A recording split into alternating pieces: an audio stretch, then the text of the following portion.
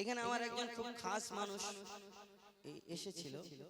যাই হোক, আমার জীবনের সবথেকে খুব প্রিয় মানুষ। তো তার জন্য তার একটা পছন্দের গজল ছিল। আমি চিন্তা করলাম ওটা গাইবো, কিন্তু বসে বসে বসে বসে হ্যাঁ আছে আচ্ছা ঠিক আছে আচ্ছা আমি বলে দিই আপনাদের, লজ্জা করে লাভ নেই। আমার বউ আপনাদের মধ্যেই, আমার বউ বসেছিল। আমি ওর শখ ছিল যে আমার বউ একটা অনুষ্ঠান দেখবে, কিরকম আমরা অনুষ্ঠান করি, বাইরে ঘাটে অনুষ্ঠান হয়, আমাদের এখানে হয় না। তো ওর খুব ইচ্ছা ছিল দেখার, ওই কারণে আমি এখানে আমার খুব কাছের মানুষ সবাই, মাস্টার রাকিবুল তার কমিটির সদস্যবৃন্দ এবং আমাদের ইনামুল। তো যাই হোক, আমি একটা গজল তার খুব পছন্দের গজল আমি পরিবেশন করে শোনাই। লিখছে দেখুন। কোন সে নূরের ঝলক দেখে মুসা বেহুশ হয়, কোন সে নূরের ঝলক দেখে মুসা বেহুশ হয়, যার আশার খবর ইনজিলেতে ঈসা নবী দেয়, বেদ পুরাণ গীতাতেও যার নাম পাওয়া যায়, ওই গ্রন্থ সাহিব কৃপিটপে তার ইশারা দেয়। এসে যায় মহাদয়াময় নবুয়তের মোগর মারা মুহাম্মাদি চেহারায়, তাওহীদ শোনায় কলমার দাওয়াত দেয়। কোন সে নূরের ঝলক দেখে মুসা বেহুশ হয়, ও যার আশার খবর ইনজিলেতে ঈসা নবী দেয়, ঈসা নবী দেয়। প্রত্যেক মানুষের যাওয়ার আশা থাকে আরব দেশে। কেন? শুনেছি সোনার মদিনা, আরব, কাবা শরীফ তোয়াফ করে, যেখানে জান্নাতুল বাকি, যেখানে সাহাবাগণ শুয়ে আছে, যেখানে মা ফাতিমা শুয়ে আছে, এই আরব দেশে কার না যাওয়ার ইচ্ছা করে? চিন্তা করি একবার যদি আল্লাহ নিয়ে যায়, যেমন করে চলে যাব। কবি ছন্দের মাধ্যমে লিখছে দেখো। ও আরব ভূমি ধন্য তুমি, পুণ্য তোমার দেশ। ও আরব ভূমি ধন্য তুমি, পুণ্য তোমার দেশ। তোমার বুকে প্রথম নবী আর নবীর শেষ। ও পাক জমি তোমায় চুমি, নবী যে সিজদায়। ও পাক জমি তোমায় চুমি, নবী যে সিজদায়। কিবলা সেথায়, কাবা সেথায়, আর মদিনা সেথায়। সেথায় বাইতুল হিরাম নবীজি করছে আরাম। সেথায় বাইতুল হিরাম নবীজি করছে আরাম। জমজমের পানি এত দামি, মৃত্যু কামিও চায়। সেথা আরাফা আর মুজদালিফা কাবায় তোয়াফ হয়। ও সেথা আরাফা আর মুজদালিফা কাবায় তোয়াফ হয়। আর প্রতি চাঁদে আসওয়াদে হাজিরা চুমা খায়। কোন সে নূরের ঝলক দেখে মুসা বেহুশ হয়, ও যার আশার খবর ইনজিলেতে ঈসা নবী দেয়, ঈসা নবী দেয়, ঈসা নবী দেয়। ও তুই যা চলে যা পাকড়াও যা, ওমর পরানো বুলবুল। আমার কবি মরহুম আবুল কালাম সাহেব, তিনি আর আমাদের মধ্যে নেই। তিনি কি বলে গেছেন কবি ছন্দের মাধ্যমে লিখছে দেখুন। ও তুই যা চলে যা পাকড়াও যা, ওমর পরানো বুলবুল। ও তুই যা চলে যা পাকড়াও যা, ওমর পরানো বুলবুল। ওমর আল্লাহ বলে আইরে চলে, ও দুদিনের মুসাফির। সওয়াবের দোকান খুলে রেখেছি নামে নবীজি, ধারে হোক বা নগদে তাড়াতাড়ি কিনতে আয়। বিকেল হলো সন্ধ্যা হবে, ও তখন থাকবে না ও পায়। যতই হোক না বাদশা রাজা, সওয়াব কিনতে করলে কাজা।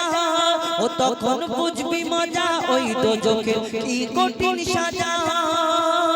ও তোর দরজা হতে নামাজ রোজা যদি ফিরে চলে যায়, ও তোর দরজা হতে নামাজ রোজা যদি ফিরে চলে যায়, বলে দিলাম আবুল কালাম তখন কিছু করার নয়, বলে দিলাম আবুল কালাম তখন কি হবে উপায়। কোন সে নূরের ঝলক দেখে মুসা বেহুশ হয়, ও যার আশার খবর ইনজিলেতে ঈসা নবী দেয়। আই রে সোনা আই মোর মাটির দাবা, আই রে সোনা আই মোর মাটির দাবাই, আই রে সোনা আই মোর মাটির দাবাই, আই ও লোখনের ঘরে, ও মোর নূর মোর ছেড়া মাদুর, ও মোর নূর মোর ছেড়া মাদুর, তোকে রাখবো বুকে করে। আই রে সোনা আই মোর মাটির দাবাই, আই রে সোনা আই মোর মাটির দাবাই, আই ও লোখনের ঘরে, ও মোর নূর মোর ছেড়া মাদুর, ও মোর নূর মোর ছেড়া মাদুর, তোকে রাখবো বুকে করে। আই রে সোনা আই মোর মাটির দাবাই। আমাদের ঘরে বাচ্চা কাচ্চা জন্মগ্রহণ করলে আমরা লাইটিং করি আর কত কি প্যান্ডেল করে দিই, আর আমরা এই দুনিয়াতে প্যান্ডেল করি না। আমরা এই দুনিয়ায় আমাদের ঘরে কোনো বড় লোকের ঘরে বাচ্চা কাচ্চা হলে বড় বড় আর চারিদিকে লাইটিং করে সাজিয়ে কত কি করা হয়, লোকজনকে দাওয়াত করে খাওয়ায়, কত খুশি, বড় বড় রসগোল্লা বিলয়। কিন্তু আমার দোয়ারে নবী মায়ের নবী জানাকে না সৃষ্টি করলে দুনিয়ার সৃষ্টি হতো না। সেই নবী আসলে তাহলে আমার আল্লাহ তাআলা এই দুনিয়ায় কি করেছিল? কেন তানার আব্বা জান ছিলেন না? তানার জন্য কে খেলনা দোলনা সাজগোজ করবে? আমার আল্লাহ তাআলা এই দুনিয়াকে কেমন ভাবে সাজায় কবি ছন্দের মাধ্যমে লিখছে। দেখো মক্কা মদিনার অলি গলি মেহফিলে মুহাম্মদ বসে কোরআনের গজল শোনাতে জিবরিল আমিন আসে। মক্কা মদিনার অলি গলি মেহফিলে মুহাম্মদ বসে কোরআনের গজল শোনাতে জিবরিল আমিন আসে। আজ গাইছে শামা পড়ে আল্লাহুম্মা, আজ গাইছে শামা পড়ে আল্লাহুম্মা, মোর সাইয়্যিদিনা কে ঘিরে। দেখো কালো ভ্রমর খুব নাচাই কোমর, দেখো কালো ভ্রমর খুব নাচাই কোমর, ওই ওলিও মাথা নাড়ে। আই রে সোনা আই মোর মাটির দাবা। ঘটনামূলক গজল আমি তুলে ধরবো এবং এই ঘটনামূলক গজল কি মা ফাতেমার ঘটনা। আপনারা ইতিপূর্বে অনেক ঘটনা শুনেছেন। মা ফাতেমার জীবনী শুনলে আমাদের ফায়দা হবে, কিন্তু এই গজলে কিছু কথাবার্তা আছে, একটু মন দিয়ে শুনবেন। এই দুনিয়াতে আমার দয়ারের নবীর বেটি নবী নন্দিনী মা ফাতেমা, তানার কথা তো আমরা সবাই জানি, তানাকে সবাই চিনি। তানার অনেক ঘটনা আমরা শুনেছি, ইহুদি নারীর কেঠুরিয়ার বিবি, অনেক ঘটনা। কিন্তু এই মা ফাতেমার একটি ঘটনা জীবনী থেকে আমার কবি লিখেছেন, আপনাদের একটু মন দিয়ে শুনতে হবে, তবে বুঝতে পারবেন। কি একদিন হযরতে আলী যুদ্ধে যাবে বলে রেডি হচ্ছে, মা ফাতেমা হাতে হাতে সবকিছু রেডি করিয়ে দিচ্ছে, তৈয়ার করে দিচ্ছে, ঢাল তলোয়ার যা কিছু লাগবে হাতে হাতে সবকিছু দিচ্ছে। দেওয়ার পরে মা ফাতেমা সবকিছু দেওয়ার পরে দেখলো সব কমপ্লিট, এবার স্বামী আবে ইজাজত নেবে, যুদ্ধে যাবে বলে। মা ফাতেমা বলছে, স্বামী গো, আমার একটা আবেদন, একটা আবদার আছে, যদি আপনি পূরণ করেন আমি বড় খুশি হব। কি না, আপনি যখন যুদ্ধে থেকে ফিরবেন আমার জন্য একটা নতুন জামা, নতুন কাপড় আনবেন। কেন আনবেন তাহলে শুনেনি। আমি যে জামাটা পরি, যে কাপড়টা পরি, এত তালি দেওয়া হয়ে গেছে, এত তালি দেওয়া হয়ে গেছে, এই তালি দেওয়া এত হয়ে গেছে, আর তালি দেওয়ার জায়গা নেই। স্বামী গো, আমার আবেদন, যদি আপনি আসার সময় ফেরার সময় একটা হয় সম্ভব হয়, তাহলে জামা আনবেন। এই কথাটা শোনার পরে হযরত আলীর মনটা বড় খারাপ। কেন? তিনি চিন্তা করলেন আমি যুদ্ধে যাচ্ছি, যদি আমি যদি আল্লাহর রাস্তায় শহীদ হয়ে যায় তাহলে এই ফাতেমার আশাটা আমি জীবনে পূরণ করতে পারবো না। এই চিন্তা ভাবনা করে মন খারাপ করে যুদ্ধে চলে গেল। আর এই ঘটনাটায় ইমাম হাসান ইমাম হুসাইন তখন ছোট, এই ঘটনাটা সব দেখে ফেললো। দেখার পরে আমার দয়ার নবীজির ঘরে চলে গেল। যাওয়ার পরে আমার নবীজি জিজ্ঞেস করে তোমার আব্বা মা কি করেছিল? বলে না আমার আব্বা যুদ্ধে গেল, আমার আম্মা বাড়িতে আছে, কিন্তু আমার আব্বা যখন যুদ্ধে গেল মনটা একটু খারাপ। কেন? না আমার আম্মা একটা নতুন জামা চেয়েছে। এই কথাটা শোনার পরে দয়ার নবীর চোখ থেকে টপ টপ করে পানি ঝরে। কি ঘটনা? কবি ছন্দের মাধ্যমে অতি মূল্যবান কথা লিখছে দেখুন। স্বামীর মনে মা বোনেরা ব্যথা দিও না, আমার নবীর ঘোষণা। স্বামীর মনে মা বোনেরা ব্যথা দিও না, আমার নবীর ঘোষণা। ঘটনা শোনো মা ফাতেমা, ঘটনা শোনো মা ফাতেমা। স্বামীর মনে মা বোনেরা ব্যথা দিও না, আমার নবীর ঘোষণা। ঘটনা শোনো মা ফাতেমা, ঘটনা শোনো মা ফাতেমা। কি ঘটনা? মন দিয়ে শুনবেন, লিখছে দেখুন। ওই যুদ্ধ করতে যাবে আলী, হাতে নিল তলোয়ার। যুদ্ধ করতে যাবে আলী, হাতে নিল তলোয়ার। মা ফাতেমা স্বামীর কাছে করলো এমন আবদার, মা ফাতেমা স্বামীর কাছে করলো এমন আবদার। যুদ্ধ থেকে ফেরার পথে আসবে যখন ঘরে, একটি নতুন কাপড় কিনে আনবে আমার তরে, একটি নতুন কাপড় কিনে আনবে আমার তরে।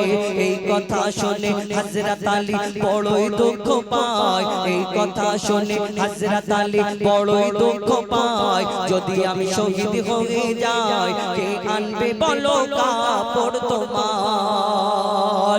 কে আনবে বলো কাপড় তোমার? মনে দুঃখ নিয়ে মনটা ছোট করে যুদ্ধে চলে যায়। তারপর কি হয়? কবি ছন্দের মাধ্যমে লিখছে দেখুন। ওই দুঃখ ভরা হৃদয় নিয়ে আলী গেল রণে, দুঃখ ভরা হৃদয় নিয়ে আলী গেল রণে। নানার কাছে ছুটে এলো হাসান হোসেন, নানার কাছে ছুটে এলো হাসান হোসেন। নবীজির কাছে ইমাম হাসান ইমাম হুসাইন পৌঁছে গেল। জিজ্ঞেস করে তোমার আব্বা মা কি করছিল? না আব্বা যুদ্ধে গেল, মা বাড়িতে আছে, কিন্তু আব্বা যখন যুদ্ধে গেল মন খারাপ। কেন? না আমার আম্মা জান একটা নতুন জামা চেয়েছে। এই কথাটা শোনার পরে দয়ার নবীর চোখ থেকে টপ টপ করে পানি ঝরে। তারপর কি হয়? লিখছে দেখুন। ওই দুঃখ ভরা হৃদয় নিয়ে আলী গেল রণে, নানার কাছে ছুটে এলো হাসান হোসেন, নানার কাছে ছুটে এলো হাসান হোসেন। আপুর কাছে নতুন কাপড় চেয়েছে আম্মি জান, তাই আপুর মনটা খুবই খারাপ ছিল যে সে পেরেশান। আপুর মনটা খুবই খারাপ ছিল যে সে পেরেশান। এই কথা শুনে দয়ার নবীর কান্না থামে না, এই কথা শুনে দয়ার নবীর কান্না থামে না। কি ভুল করলো ফাতেমা, কি ভুল করলো ফাতেমা, কি করলে বলো বেটি আমার, কি করলে বলো বেটি আমার। বড় কষ্ট পেয়েছে, বড় দুঃখ পেয়েছে মা ফাতেমার এই ঘটনা, এই কথা শোনার পরে। তারপর কি হয়? আমার দয়ার নবী মা ফাতেমার ঘরে প্রত্যেক দিন দেখা করতে যেতেন, মেয়েকে দেখতে যেতেন।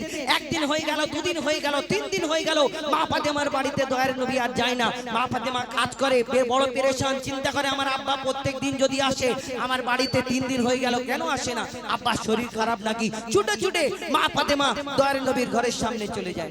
নবীজিকে সালাম দেওয়ার পরে নবীজি অন্যদিকে তাকায়, মা ফাতেমার দিকে তাকিয়ে দেখে না, যে মেয়েকে না দেখে থাকতে পারে না অন্যদিকে তাকায়।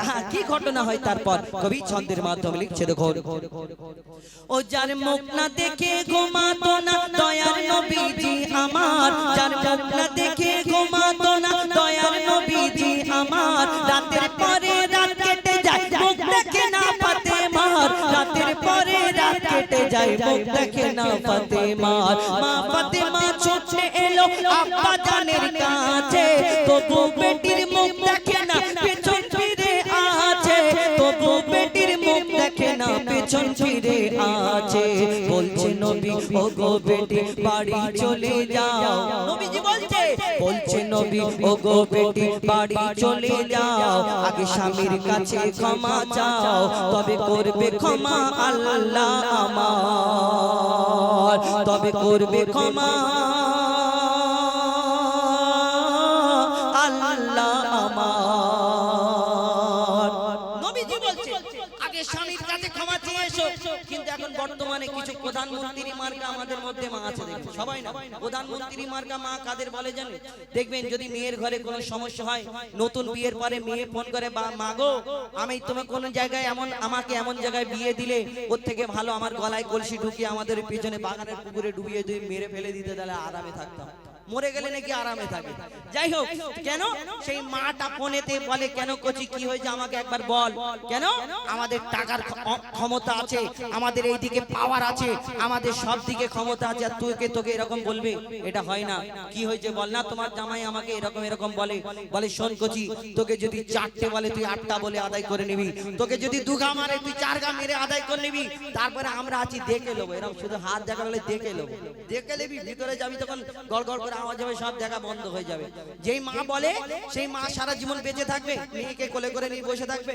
না ও তো কাদার ওই ভিতরে গিয়ে কাদার তাল খাবে গুলগুল করে আওয়াজ হবে ওই মেয়েটার জীবনটা শেষ হবে আর সেই ভাইদের ঘরে পড়ে থাকবে যাই হোক সে আলাদা ঘটনা কিন্তু এই দয়ার নবীর এই কথা শোনার পরে মা ফাতেমা একটা কথা বলে না ছুটে ছুটে চলে যায় দরজা বন্ধ করে শুধু ডুকরে কাঁদে তারপর কি হয় কবি ছন্দের মাধ্যমে লিখছে দেখো ও যার মুখ না দেখে ঘুমাতো না দয়ার নবীজি আমার যুদ্ধ হতে হযরত আলী এলো যখন ঘরে চাইছে ক্ষমা মা ফাতেমা পা দুটোকে ধরে চাইছে ক্ষমা মা ফাতেমা পা দুটোকে ধরে ক্ষমা করে দাও আমারে আর করব না এমন ভুল ক্ষমা করে দাও আমারে আর করব না এমন ভুল তোমার মনে ব্যথা দিলে ব্যথা পাই গো খোদার রাসূল তোমার মনে ব্যথা দিলে ব্যথা পাই গো খোদার রাসূল আলী ফাতেমা হাসান হোসেন নবীর কাছে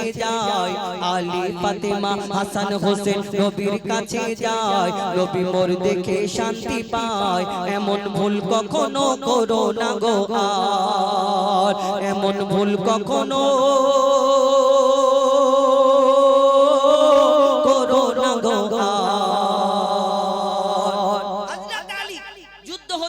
এসে বললেন যে ইয়া রাসূলুল্লাহ ইয়া হাবিবাল্লাহ আপনার মেয়ের জন্য আমি কষ্ট পাইনি আমি তো যুদ্ধে যাচ্ছিলাম তাই কষ্ট পেয়েছি কিন্তু এই কথা শোনার পরে আমার দয়ার নবী মা ফাতেমাকে সেদিন উম্মতের জন্য কি শিক্ষা দিলেন কবি শেষ কথার মাধ্যমে লিখছে দেখো ওগো বলছে নবী আল আরাবী শোনো বেটি ফাতেমা বলছে নবী আল আরাবী শোনো বেটি ফাতেমা আলী যদি আজ তোমাকে না করি তো ক্ষমা আলী যদি আজ তোমাকে না করি তো ক্ষমা আমি তোমার আব্বা তোমাকে ক্ষমা করতাম না স্বামীকে যে দুঃখ দেবে আমি নবী তাকে চিনব না স্বামীকে যে দুঃখ দেবে নবী তাকে চিনবে না কেমন শিক্ষা দিয়ে গেল নবী তো জাহান কেমন শিক্ষা দিয়ে গেল নবী তো জাহান বলে মঈদুল ইসলাম ভুল ছিল না মা ফাতেমা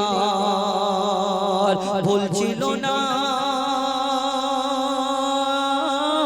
মা ফাতেমা স্বামীর মনে মা বোনেরা ব্যথা দিও না আমার নবীর ঘোষণা ঘটনা শোনো মা ফাতেমা ঘটনা শোনো মা ফাতেমা ঘটনা শোনো মা ফাতেমা ঘুরে ঘুরে দেখেছি গো মোর খোদার বখদান সবদানের সেরা তুমি মোর নবী তো জাহান ঘুরে ঘুরে দেখেছি গো মোর খোদার বখদান সন্তানের সেরা তুমি মোর নবী তো জাগান ঘুরে ঘুরে দেখেছি গো মোর খোদার বখদান সন্তানের সেরা তুমি মোর নবী তো জাগান উম্মতে তাদের তুমি ছিলে অন্তঃপ্রাণ উম্মতে তাদের তুমি ছিলে অন্তঃপ্রাণ তুমি তো সৃষ্টির সেরা জীবন্ত আল কোরআন ঘুরে ঘুরে দেখেছি গো মোর খোদার বখদান সন্তানের সেরা তুমি মোর নবী তো জাগান ঘুরে ঘুরে দেখেছি গো মোর খোদার বখদান সন্তানের সেরা তুমি মোর নবী তো জাগান অত সুন্দর কথা কবি লিখছে দেখো খুঁজি তোমাকে হাদিসে কোরআনে খুঁজি তোমাকে ফুলের বাগানে খুঁজি তোমাকে হাদিসে কোরআনে খুঁজি তোমাকে ফুলের বাগানে কোরআন হাদিস গায় ফুলের কোড়ে গায় কোরআন হাদিস গায় ফুলের কোড়ে গায় আমাদের খুশবু নবী তোমার গায়ের ধান ঘুরে ঘুরে দেখেছি গো মোর খোদার বখদান সন্তানের সেরা তুমি মোর নবী তো জাগান ঘুরে ঘুরে দেখেছি গো মোর খোদার বখদান সন্তানের সেরা তুমি মোর নবী তো জাগান তোমার সৃষ্টিতে উল্লাসে দুনিয়া খুশিতে সুস্তা দো গাগিয়া তোমার সৃষ্টিতে উল্লাসে দুনিয়া খুশিতে সুস্তা দো গাগিয়া হনে ঘোষণা সৃষ্টি ফুল শোনা হনে ঘোষণা সৃষ্টি ফুল শোনা ইনি হলেন শ্রেষ্ঠ নবী আদর্শের মেঘমান ঘুরে ঘুরে দেখেছি গো মোর খোদার বখদান সন্তানের সেরা তুমি মোর নবী তো জাগান ঘুরে ঘুরে দেখেছি গো মোর খোদার বখদান সন্তানের সেরা তুমি মোর নবী তো জাগান সরসাদি নবী গো নবী তো দাঁড়িয়া ধন্য তোমায় তারা ইমাম বানিয়া সরসাদি নবী গো নবী তো দাঁড়িয়া ধন্য তোমায় তারা ইমাম বানিয়া সাবাদি বোরাকে মেঘমানে আদর্শের সাবাদি বোরাকে মেঘমানে আদর্শের তুমি যে সেরা নবী